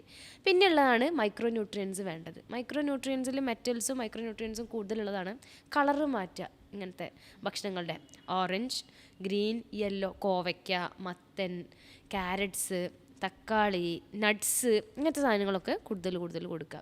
കുട്ടിക്ക് ജ്യൂസൊക്കെ ഉണ്ടാക്കുമ്പോൾ കുറച്ച് കസ്കസോ ചിയാ സീഡ്സോ അങ്ങനത്തെ കുറച്ച് സീഡ്സ് കൂടി ആഡ് ചെയ്തോളൂ. അപ്പോൾ എന്തായാലും കുട്ടി ജ്യൂസൊക്കെ കഴിക്കും. അല്ലെങ്കിൽ എന്തായാലും കുട്ടികൾക്ക് സ്നാക്സ്, ഐസ്ക്രീംസ് പോലത്തെ ഇഷ്ടമാണ്. അതിൻ്റെ കൂടെ കുറച്ച് ഫ്രൂട്ട്സ് കൂടി കട്ട് ചെയ്ത് കൊടുക്കുക. പിന്നെ ഫ്രൂട്ട്സൊക്കെ കൊടുക്കുമ്പോൾ ഫ്രിഡ്ജിൽ വെച്ചതാണോ അത് പുറത്ത് വെച്ച് വിയർപ്പ് വിട്ട് പോട്ടെ എന്നിട്ട് മാത്രം കൊടുക്കലുണ്ട്. പിന്നെ പരമാവധി കൊടുക്കുമ്പോൾ തൊലിയോട് കൂടെ കഴിക്കാൻ പറ്റുന്ന ഫ്രൂട്ടുകളാണെങ്കിൽ ഒന്നും കൂടെ മെച്ചപ്പെട്ടതാണ്. നന്നായി വാഷ് ചെയ്ത് സ്ക്രബ് ചെയ്തിട്ടൊക്കെ ചെയ്യൂ. അങ്ങനെ സേഫ്റ്റി നോക്കണം. എന്നിട്ട് പക്ഷേ പരമാവധി നമ്മൾ വീട്ടിലുണ്ടായ മാങ്ങയൊക്കെ ആണെങ്കിൽ തൊലിയോട് കൂടി തന്നെ കുട്ടികൾക്ക് കഴിക്കാൻ കൊടുക്കുക. ശോധന സംബന്ധിച്ചുള്ള ബുദ്ധിമുട്ടുകളാണെങ്കിൽ നാരുള്ള ഭക്ഷണങ്ങൾ, ഓറഞ്ച് പോലത്തതോ മറ്റ് പഴം, നേന്ത്രപ്പഴം പോലത്തൊക്കെ കൊടുക്കുക. പിന്നെ ഈ പഴങ്ങൾ നമുക്ക് കഫക്കെട്ട് വരുമ്പോൾ നിർത്തണം എന്നൊക്കെ പറയുന്നത് ഒരു പരിധിയൊക്കെ നമ്മുടെ കയ്യിലാണ്. അതേപോലെ എപ്പോഴും ഫ്രൂട്ട്സ് കൊടുക്കുമ്പോൾ വെറും വയറ്റിൽ കഴിക്കാതെ എന്തെങ്കിലും ചോറോ കഞ്ഞിയോ അതൊക്കെ കഴിച്ചതിന് ശേഷം കൊടുക്കുകയാണെങ്കിൽ ബെറ്റർ. അതുപോലെ തന്നെ ഇപ്പോൾ ഡോക്ടർ പറഞ്ഞു പച്ചക്കറി, അതുപോലെ രൂപമാറ്റം വരുത്തുക. പച്ചക്കറി ആരും കഴിക്കുന്നുണ്ടാവില്ല ചിലപ്പോൾ കുട്ടികൾ. പക്ഷെ ഇപ്പോൾ ഇഡലിയൊക്കെ ഉണ്ടാക്കുന്ന സമയത്ത് ചുവന്ന ചീരകൾ അരച്ചൊക്കെ ചേർത്ത് കഴിഞ്ഞാൽ കുട്ടികൾക്കും അതേ കളറിൽ നല്ല ചേഞ്ച് ഇൻട്രസ്റ്റിംഗ് ആവും. അതുപോലെ കളർ ചേഞ്ച്, അല്ലെങ്കിൽ ഇപ്പോൾ ഡോക്ടർ പറഞ്ഞല്ലോ പച്ചക്കറികൾ പാസ്ത ഉണ്ടാക്കാം, അതുപോലെ കട്ട്ലറ്റ് ഉണ്ടാക്കാം നമുക്ക്. അങ്ങനെ കുട്ടികൾക്ക് എത്തിക്കാൻ പറ്റുന്ന രീതിയിൽ മാറ്റങ്ങൾ വരുത്തുക. അപ്പം എന്തായാലും കുട്ടികൾ കഴിക്കും. കാരണം അവർക്ക് ഇൻട്രസ്റ്റിംഗ് ആ നോർമൽ സാധനങ്ങൾ വേണ്ട എന്നുള്ളതേ ഉള്ളൂ. പക്ഷേ മാറ്റങ്ങൾ വരുത്തി കഴിഞ്ഞാൽ ഇപ്പോൾ ചിക്കൻ കഴിക്കാത്തവരുണ്ട്, മുട്ട, അതിൻ്റെയൊക്കെ മാറ്റം വരുത്തിയിട്ട് നമ്മളിങ്ങനെ മിക്സിയിലിട്ട് അടിച്ചിട്ടോ അതിലിങ്ങനെ എന്തെങ്കിലും പൊടികൾ ചേർത്ത് അങ്ങനെ ആയാലും കുഴപ്പമില്ല. പക്ഷെ അത് നല്ല രീതിയിൽ ഉള്ളിലേക്ക് എത്തിയാൽ മതി എന്നേ ഉള്ളൂ. അതേപോലെ പേരൻസ് പറയുന്ന ഒരു കാര്യം, ഈ പലഹാരങ്ങളൊക്കെ കൊടുക്കാവോ എന്നുള്ളത്. കൊടുക്കാം. ബേക്കറി കൊടുക്കുന്നതിനേക്കാൾ 100 മടങ്ങ് നല്ലത് വീട്ടിലുണ്ടാക്കിയ എണ്ണയിലും. നെയ്യ് വളരെ നല്ലതാണ്. നിങ്ങൾക്ക് നെയ്യ് അഫോർഡ് ചെയ്യാൻ പറ്റുമെങ്കിൽ കുട്ടികളുടെ ഫുഡിൽ നെയ്യ് ഇട്ടിട്ടോ അതിൽ വറുത്തിട്ടൊക്കെ കൊടുക്കാം. പലഹാരങ്ങൾ വീട്ടിലുണ്ടാക്കിക്കോളൂ, ധൈര്യമായി കുട്ടികൾക്ക് കൊടുത്തോളൂ. അതിൻ്റെ കൂടെ മറ്റു ഭക്ഷണങ്ങളും കൊടുക്കണം എന്നേ ഉള്ളൂ. ഇത് കൊടുക്കാതിരിക്കണം എന്ന് ഒരു ഡോക്ടറും പറയാൻ സാധ്യതയില്ല. മാക്സിമം അതിലും ഫ്രൂട്ട്സും കാര്യങ്ങളും ഇൻക്ലൂഡ് ചെയ്യുക. അവർക്ക് സമൂസയൊക്കെ ഉണ്ടാക്കുമ്പോൾ കുറച്ച് കൂടുതൽ വെജിറ്റബിൾസും വെജീസും ആഡ് ഓൺ ചെയ്യുക. അങ്ങനത്തെ ലൂപ്പ് ഹോൾസ് പേരൻസിന് ട്രൈ ചെയ്യാവുന്നതേ ഉള്ളൂ. പിന്നെ ഒഴിവാക്കേണ്ട കാര്യങ്ങൾ ലേസ്, ബേക്കറി, അതേപോലെ തന്നെ മറ്റ് പുറത്തുനിന്ന് വാങ്ങുന്ന അജിനോമോട്ടോ അല്ലെങ്കിൽ പ്രിസർവേറ്റീവ്സ് ഉള്ള സാധനങ്ങൾ. മാക്സിമം മധുരമുള്ളത് ഒഴിവാക്കിയാൽ തന്നെ ഒട്ടുമിക്ക പ്രശ്നങ്ങളും പോവും. പിന്നെ ഇപ്പോൾ ലേസ് പോലുള്ളൊക്കെ വല്ലപ്പോഴൊക്കെ ഓക്കെ. കുട്ടികൾ വാശി പിടിക്കുന്നുണ്ടോ, വാശി പിടിച്ചോട്ടെ, 1 മണിക്കൂർ അവർ കരഞ്ഞു കഴിഞ്ഞാൽ അവർ ഓക്കെ ആവും. പക്ഷെ അവർ 10 മിനിറ്റ് കാണിക്കുന്ന കടയിലെ വാശീൻ്റെ എംബാരസ്മെൻ്റ് ആലോചിച്ചിട്ട് നിങ്ങൾ കൊടുത്തു കഴിഞ്ഞാൽ കുട്ടിക്ക് ആ ട്രിക്ക് മനസ്സിലാവും, റിപ്പീറ്റ് ചെയ്ത് യൂസ് ചെയ്യും. ഇത് തന്നെ ഒരു സൈക്കിളായി മാറും. അങ്ങനെ ചെയ്യാതെ നിങ്ങൾക്ക് വീട്ടിൽ ഉരുളക്കിഴങ്ങ് പൊരിച്ചിട്ട് കൊടുക്കും. അങ്ങനെയാണെങ്കിൽ അമ്മമാരുടെ കുക്കിംഗ് ഒക്കെ ഒന്ന് മെച്ചപ്പെടട്ടെ, അങ്ങനെയൊക്കെ നമുക്ക് വേണമെങ്കിൽ ചെയ്യാവുന്നതാണ്. അപ്പോൾ കുട്ടികളുടെ ഹെൽത്തും നമ്മുടെ കയ്യിൽ തന്നെയായി, പ്രതിരോധശേഷി കൂടി. പിന്നെ നമുക്ക് ഒരു ഡോക്ടറെ അടുത്ത് പോകേണ്ട ഒരു ആവശ്യകതയെ വരെ ഉണ്ടാവില്ല. ഭക്ഷണം പുറത്തേക്കും കൊടുക്കാം. നമ്മൾ മൊത്തത്തിൽ നിർത്തണം, ഇപ്പോൾ ബർഗറൊന്നും തീരെ കൊടുക്കരുത് അങ്ങനെയൊന്നും അല്ല. പക്ഷെ മാസത്തിൽ 1-2 തവണ ഏറിപ്പോയ 2-നപ്പുറത്തൊന്നും പോകേണ്ട ആവശ്യമുണ്ടെന്ന് തോന്നുന്നില്ല. നിങ്ങളിപ്പോൾ എത്ര ഫിനാൻഷ്യലി സെറ്റിൽഡ് ആയിക്കോട്ടെ, നിങ്ങളുടെ വീട്ടിലെ സമ്പ്രദായം ആയിക്കോട്ടെ, കുട്ടികൾക്ക് ഹെൽത്തിന് ആവശ്യം അതല്ല ആ സമയത്തൊന്ന് മനസ്സിലാക്കിയിട്ട് കുറച്ച് കെയർ എടുക്കൽ നമുക്ക് പിന്നീടത്തേക്ക് ഒരുപാട് നല്ലൊരു ഗുഡ് അസറ്റായി മാറും. അതെ. അപ്പോൾ നമ്മൾ കുഞ്ഞുങ്ങൾക്ക് ഉണ്ടാകുന്ന ഇത്രയധികം ബുദ്ധിമുട്ടുകൾ നമ്മളിവിടെ പറഞ്ഞു. നമുക്ക് ഇതിന് ഹോമിയോപ്പതിയിലൂടെ ട്രീറ്റ്മെൻറ്റ് എടുക്കുകയാണെന്നുണ്ടെങ്കിൽ ഏതെല്ലാം രീതിയിലുള്ള ചികിത്സകളാണ് നൽകുന്നത്? ഇപ്പോൾ ഹോമിയോപ്പതിയിൽ എന്ന് പറഞ്ഞു കഴിഞ്ഞാൽ നമ്മൾ ഓരോ വ്യക്തിനെയാണ് നോക്കുക. ഇപ്പോൾ ഒരു കുട്ടി, അതുപോലെ 2-3 കുട്ടികൾ ഒരേ അസുഖത്തിന് വന്നു. ഇപ്പോൾ ഡോക്ടർ പറഞ്ഞു വിരേൻ്റെ ബുദ്ധിമുട്ട്, അതേപോലെ ഞാൻ പറഞ്ഞു കയലവീക്കം. അപ്പോൾ ഇത് 2 പേർക്ക് ഒരേ ലക്ഷണങ്ങൾ ഉണ്ടാവാം. പക്ഷേ ആ ലക്ഷണങ്ങൾ കൂടുന്ന സമയം, കുറയുന്ന സമയം, അല്ലെങ്കിൽ എപ്പോഴൊക്കെയാണ് എന്തൊക്കെ ഫുഡ് കഴിക്കുമ്പോൾ, ഇതിലൊക്കെ മാറ്റങ്ങൾ ഉണ്ടാവും. ആ കുട്ടിയെ വെച്ച് നോക്കുകയാണെങ്കിൽ, അതേപോലെ അവരുടെ മൈൻഡ് സിംറ്റംസ് വരെ നമ്മൾ മനസ്സറിഞ്ഞിട്ടാണ് നമ്മൾ മെഡിസിൻ കൊടുക്കുക. അപ്പോൾ മൊത്തം ആ കുട്ടീനെ മൊത്തത്തിലെടുത്തിട്ട് എല്ലാ ലക്ഷണങ്ങളും നോക്കിയിട്ട് ആ കുട്ടിക്ക് ഏതാണോ ഒരു സ്യൂട്ടായ മെഡിസിൻ അതാണ് നമ്മൾ കൊടുക്കുക. അത് കൊടുത്തു കഴിഞ്ഞാൽ തന്നെ ഇപ്പോൾ ഓരോ കേസിനനുസരിച്ച് നമുക്ക് ഡേയ്സ് വ്യത്യാസം ഉണ്ടാവും. പക്ഷേ വിത്തിൻ ഡേയ്സിന് കുറഞ്ഞ ദിവസങ്ങൾക്കുള്ളിൽ തന്നെ നമുക്ക് നല്ല രീതിയിലുള്ള മാറ്റങ്ങൾ കിട്ടാറുണ്ട്. അതിൻ്റെ ഒപ്പം ഇപ്പോൾ ഡോക്ടർ അത്രയും പറഞ്ഞ ഫുഡുകളിലും ഒക്കെ ചേഞ്ചസ് വരുത്തി നല്ല രീതിയിലുള്ള ഭക്ഷണശീലം ക്രമം കൂടെയാണെന്നുണ്ടെങ്കിൽ നമുക്ക് ആ കുട്ടിയെ പഴയ അവസ്ഥയിലേക്ക് എത്തിക്കാനും അതുപോലെ തന്നെ നല്ലൊരു നമ്മുടെ എന്താ പറയുക പ്രതിരോധശേഷിയുള്ള ഒരു കുട്ടിയെ വാർത്തെടുക്കാനും നമുക്ക് പറ്റും. പിന്നെ എല്ലാവരും ചോദിക്കാറുള്ള ഒരു ഡൗട്ട് എനിക്ക് തോന്നുന്നു, ഈ ഹോമിയോപ്പതിയിൽ ഫീവറൊക്കെ കൊടുത്താൽ കുറേ ദിവസങ്ങൾ പിടിക്കില്ലേ മാറിപ്പോവാൻ? അങ്ങനെയല്ല, നമുക്ക് എന്ത് ഇൻഫെക്ഷൻ വന്നിട്ടുള്ള ഫീവർ ആണെന്നനുസരിച്ചിട്ട് അതിൻ്റെ ക്യാരക്ടറിസ്റ്റിക്സ് വ്യത്യാസപ്പെടും. ട്രീറ്റ്മെൻറ്റ് രീതി വ്യത്യാസമാണ്. ഇപ്പോൾ നമ്മളൊരു അലോപ്പതിയോ അല്ലെങ്കിൽ മറ്റെന്തെങ്കിലും ട്രീറ്റ്മെൻറ്റ് എടുക്കുമ്പോൾ ചിലപ്പോൾ ആദ്യത്തെ 6 മണിക്കൂറായിരിക്കാം അതിൻ്റെ ആക്ഷൻ, പിന്നെ 7ാമത്തെ മണിക്കൂർ മുതൽ ആക്ഷൻ വേറെ ആയിരിക്കാം. അപ്പോൾ 7ാമത്തെ മണിക്കൂർ അല്ലെങ്കിൽ അടുത്ത നേരം കഴിക്കാൻ അടുത്തൊരു ടാബ്ലറ്റ് ആവാം. ഹോമിയോപ്പതിയിലാകുമ്പോൾ സിസ്റ്റം നേരെ കുറച്ച് തിരിച്ചാണ്. നമുക്ക് തുടങ്ങുന്ന ആ സ്റ്റാറ്റിസ്റ്റിക്സിൽ മേ ബി ആദ്യത്തെ ഒരു 1 അവർ നമുക്ക് ചേഞ്ച് കാണണമെന്നില്ല, ബട്ട് സെക്കൻഡ് അവറിൽ ചേഞ്ച് കണ്ടാൽ പിന്നെ അത് കണ്ടിന്യൂ ചെയ്ത് പോകും. പിന്നെ നമുക്ക് റിപ്പീറ്റേഷൻ അങ്ങനത്തെ ഒരു ബുദ്ധിമുട്ട് ആവശ്യം ഉണ്ടാവില്ല. പിന്നെ ട്രീറ്റ്മെൻറ്റ് രീതിയിലും വ്യത്യാസമുണ്ട്. കഫക്കെട്ട് പോലെയൊക്കെ ആണെങ്കിൽ കഫം നിൽക്കുകയല്ല ചെയ്യുക, എപ്പോഴും ക്ലിയർ ഔട്ട് ചെയ്യാൻ. അപ്പൊ ചിലർ പുറത്തേക്ക് വരുന്ന സമയത്ത് ചിലർ പറയും രോഗം കൂടി എന്നുള്ളത്. അതുപോലെ തന്നെ സ്കിന്നിന്റെ കണ്ടീഷൻ, സ്കിൻ എന്ന് പറഞ്ഞാൽ നമ്മളെ ഏറ്റവും പുറത്തെ പാളിയാണ്. അപ്പോൾ അവിടെ ഒരു അസുഖം വരിക എന്ന് പറഞ്ഞാൽ ഉള്ളിൽ എന്തെങ്കിലും ഇൻഫെക്ഷൻ കാരണവും ചിലപ്പോൾ വരാറുണ്ട്. അപ്പോൾ ചിലപ്പോൾ മെഡിസിൻ കൊടുക്കുന്ന സമയത്ത് അത് കംപ്ലീറ്റ് പുറത്ത് പോവുകയാണ് ചെയ്യുന്നത്. അപ്പോൾ പറയും ഇത് ഭയങ്കരമായിട്ട് കൂടിയ, ആ ഡോക്ടറെ അടുത്ത് പോയപ്പോൾ കൂടുകയാണ് ചെയ്തത്. പക്ഷേ അത് കംപ്ലീറ്റ് ഇല്ലാതെ ആവുന്നതിൻ്റെ ഒരു ലക്ഷണമാണ് അത്. നിങ്ങൾ ചിലർ പിന്നെ ആ ഡോക്ടറെ അടുത്തേക്ക് പോകില്ല, പക്ഷെ ആ ഡോക്ടർക്ക് ആ കുട്ടീനെ മനസ്സിലാക്കിയിട്ടുണ്ടെന്നുണ്ടെങ്കിൽ വീണ്ടും നിങ്ങൾ ആ ഡോക്ടറെ തന്നെ പോയി കാണിക്കണം. എന്നാലേ ഡോക്ടർ കറക്റ്റായിട്ട് അതിൻ്റെ ഫോളോ അപ്പ് മെഡിസിൻസ് കണ്ടിന്യൂ ചെയ്തിട്ട് ആ കുട്ടീനെ കംപ്ലീറ്റ് അസുഖം മാറ്റി തരാൻ പറ്റും. അപ്പോൾ നിങ്ങൾ ഒരാളെ കാണിക്കുന്നുണ്ടെന്നുണ്ടെങ്കിൽ ആ ഡോക്ടറെ തന്നെ കാണിക്കുക. ഇപ്പോൾ വേറൊരു ഡോക്ടറെ കാണിച്ചു കഴിഞ്ഞാൽ ആ ഡോക്ടർക്ക് ഈ ഡോക്ടർ തന്ന മെഡിസിനും അറിയില്ല. ഹോമിയോപ്പതി ആകുമ്പോൾ നമുക്ക് മുന്നത്തെ മെഡിസിൻ അറിയൽ അത്യാവശ്യമാണ്. പിന്നെ അതല്ല, പിന്നെ കൊടുക്കുന്ന സമയത്ത് ഇത് അറിഞ്ഞെങ്കിൽ മാത്രമല്ലേ അതിൻ്റെ ഒരു കണ്ടിന്യൂ ചെയ്യാൻ പറ്റൂ. അപ്പോൾ അങ്ങനത്തെ ഒരു റീസൺ വരുന്ന സമയത്ത് അതേ ഡോക്ടറെ തന്നെ സമീപിക്കൂ. എന്നിട്ട് കറക്റ്റായിട്ട് ഫോളോ അപ്പ് എടുത്തു കഴിഞ്ഞാൽ നിങ്ങളുടെ കുട്ടിയുടെ അസുഖം ഇനി എന്ത് ബുദ്ധിമുട്ടാണെങ്കിലും, അത്രയും ഒരു സിവിയർ കണ്ടീഷൻ ആണെങ്കിൽ ആ ഡോക്ടർക്ക് അറിയാതെ റെഫർ ചെയ്യേണ്ട കേസാണെങ്കിൽ, അപ്പോൾ അത് കറക്റ്റായിട്ട് അറിഞ്ഞതിന് ശേഷം മാത്രം നിങ്ങൾ വേറെ ആളുടെ അടുത്തേക്കോ ഡിസ്കണ്ടിന്യൂ മാത്രമല്ല, എല്ലാത്തിലും ആയുർവേദയും അല്ലെങ്കിൽ യുനാനി ഏതാണെങ്കിലും ഒരു ഡോക്ടർ തന്നിട്ട് അല്ലെങ്കിൽ നിങ്ങൾക്ക് നിങ്ങളുടെ കുട്ടി എന്തെങ്കിലും പുതിയതായി മരുന്ന് കഴിച്ചിട്ടൊരു അഗ്രവേഷൻ അല്ലെങ്കിൽ ഒരു കൂട്ടൽ സിംറ്റംസിൻ്റെ ഇൻറ്റൻസിറ്റി കൂടി കാണുകയാണെങ്കിൽ എപ്പോഴും ആ കുട്ടീൻ്റെ അടുത്ത് ആദ്യം നിങ്ങൾ ചെല്ലേണ്ടത് ആ മരുന്ന് കൊടുത്ത ഡോക്ടറെ അടുത്താണ്.